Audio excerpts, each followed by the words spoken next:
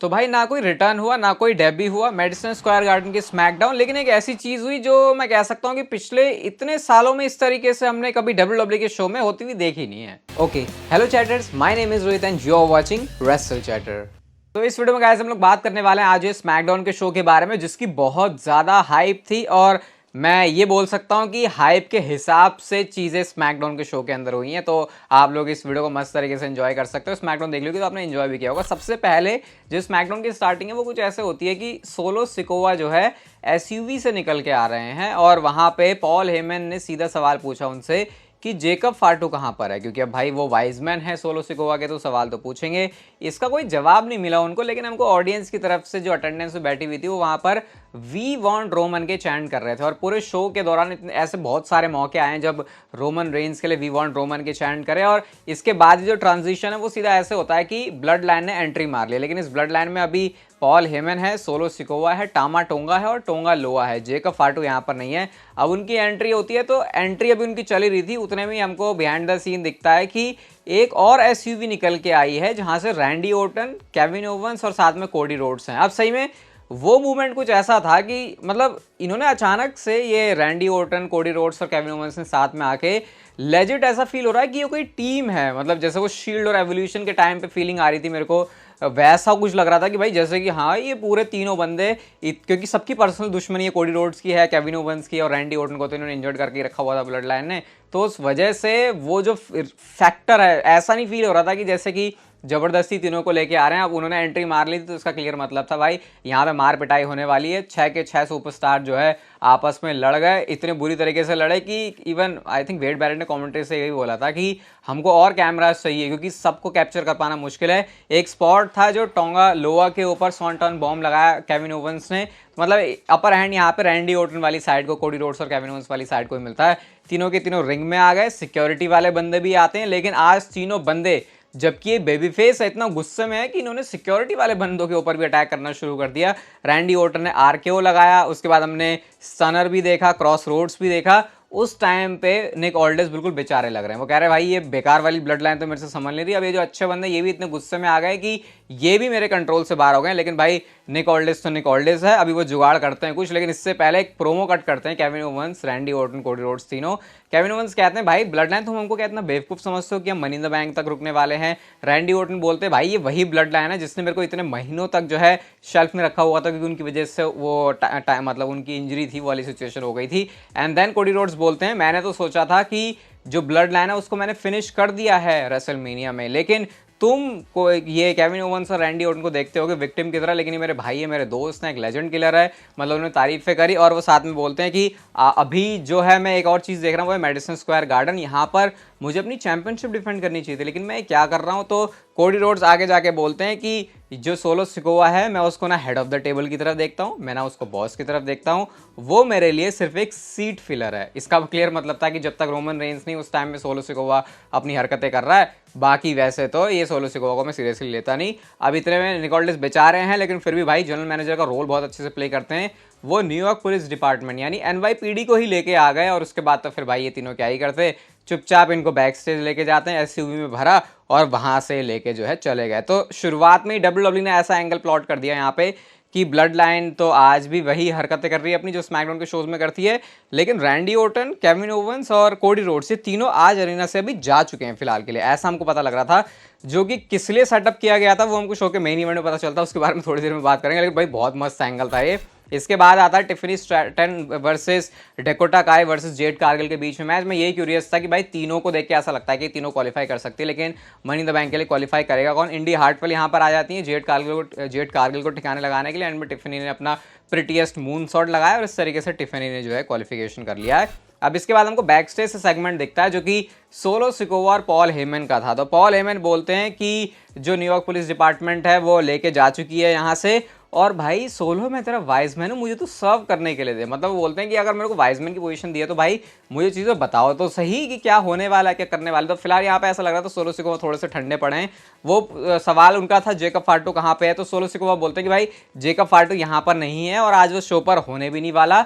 इसी चीज़ को हम अभी मेन इवेंट में जाके ऑफिशियल भी करेंगे, और उस टाइम पे वी वांट रोमन के चैंट भी लग रहे थे। तो मतलब अभी भी जो खटपट है वो वैसे ही है, लेकिन ऐसा कुछ नहीं लग रहा था कि मेन इवेंट में ये होने वाला है। इसके बाद शो पर अगला मैच आता है Santos Escobar versus LA Knight versus Logan Paul. अब मैं इसको सांतोस एस्कोबार क्यों बोलता हूँ, शायद मैं इंस्टाग्राम पे एक स्टोरी लगा दूंगा, आपको पता चल जाएगा। लोगन पॉल कहते हैं मैडिसन स्क्वायर गार्डन में है भाई, मनी इन द बैंक का क्वालिफाइंग मैच है। वो पता नहीं किसको, इंडियाना पुलिस के पता नहीं किसी को तो लेके आते हैं वो, मतलब ये इनका गेम वेम का ही कोई था, वहाँ के क्राउड उसको हेट करता था, बस मुझे इतना पता है, बाकी उनके गेम से अपने को कोई लेना देना नहीं है। यह मूवमेंट की आंधी आती है यहाँ पे, दोनों मिलके एले नाइट के ऊपर अटैक कर रहे हैं। टॉप रोप से हरिकन राणा, मतलब बहुत सारे अच्छे मूवमेंट थे इसमें। सांतोस एस्कोबार ने जो मारा, एक लोगन पॉल का फेस फर्स्ट था जो कि सांतोस एस्कोबार को उन्होंने मारा, लेकिन वो जाके गिरते हैं एले नाइट के ऊपर, वही बड़ा कूल स्पॉट था। और एक कूल स्पॉट तो वो भी था, डायरेक्ट ही ऊपर चढ़ गए टॉप रोप पे बैक सुप्लेक्स लगाने के लिए, और सांतोस एस्कोबार भी वहां पे खड़े हुए थे और लोगन पॉल उधर बैठे हुए थे, तो उन्होंने बैक सुप्लेक्स मारा, तो उसके बाद वहां से स्वांटन मारते। तो बहुत कूल मूवमेंट्स है इस मैच में। बट एंडिंग कुछ ऐसे होती है जब ब्रास नकल लेके आने की कोशिश की जाती है, वही जो अपना प्लेयर लेके आए थे, लेकिन वहां पे एक और प्लेयर बैठा हुआ था, उसने कन्फ्रंट कर दिया, उसकी वजह से हो नहीं पाया।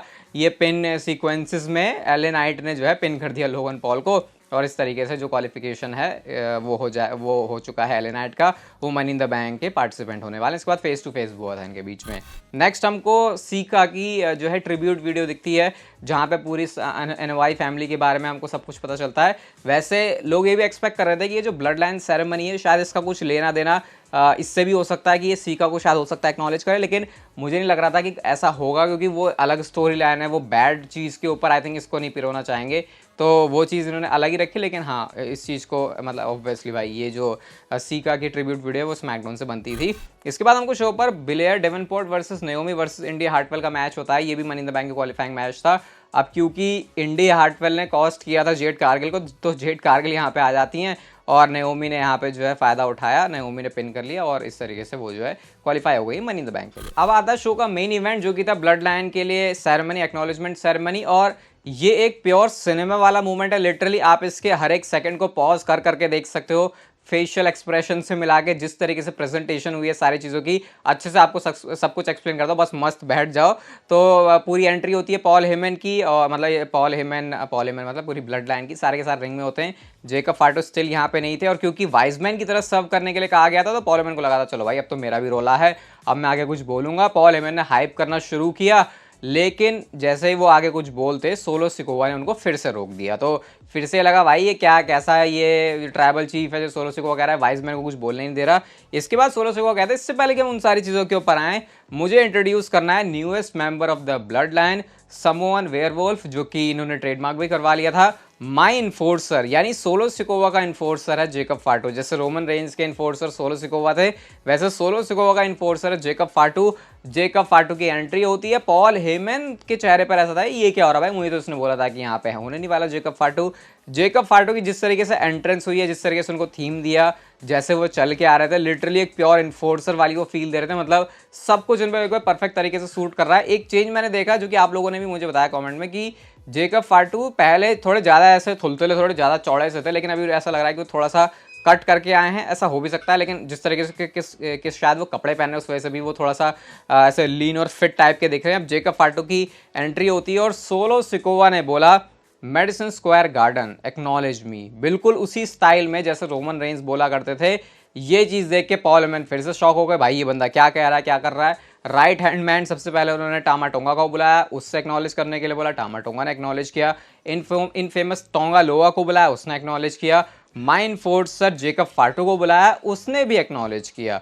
आप समझ गए थे कि चौथे बंदे किसकी तरफ जाने वाले हैं, वो पॉल हेमन की तरफ भी जाते हैं, और एक तरीके से पहले ही वॉर्न भी कर देते, एक मौका दे रहा हूं मैं पॉल हेमन तेरे को कि मुझे तू एक्नॉलेज कर। अब ये वो मूवमेंट था जिस टाइम पे लग रहा था कि क्या होने वाला है। इतने में वो पैकेट से जो उला फाला माला है जो रोमन रेंज पहना करते थे रेड वाली, वो भी होती है कि भाई पॉल हेमन ये पहनाएगा सोलो सिकोवा को, जिसका मतलब कि ऑफिशियली पूरी तरीके से जो हेड ऑफ द टेबल जो ट्राइबल चीफ है वो सोलो सिकोवा बन रहे हैं। और इसका मतलब है एक्नॉलेजमेंट सेरेमनी कि सोलो सिकोवा को जो है ये लीडर बना रहे हैं। अब पॉल हेमन शॉक में भी हैं, दुख में भी हैं, दर्द में भी हैं, उनके हाथ में माला है, वो बोलते हैं Solo I love you and I acknowledge. थोड़ा सा पॉज लेके उन्होंने बोला that you are not my tribal chief. अब ये मूवमेंट मैंने यहाँ पे एक्सपेक्ट नहीं किया था, क्राउड का तगड़ा वाला पॉप था यहाँ पे, इसलिए एक्सपेक्ट नहीं किया था क्योंकि ऐसा लग रहा था कि जब तक ये बैड ब्लड लाइन चल रही है या फिर जब तक रोमन रेंज वापस नहीं आ जाते, सोलो सिकोवा के साथ ही रहने वाले हैं पॉल हेमन।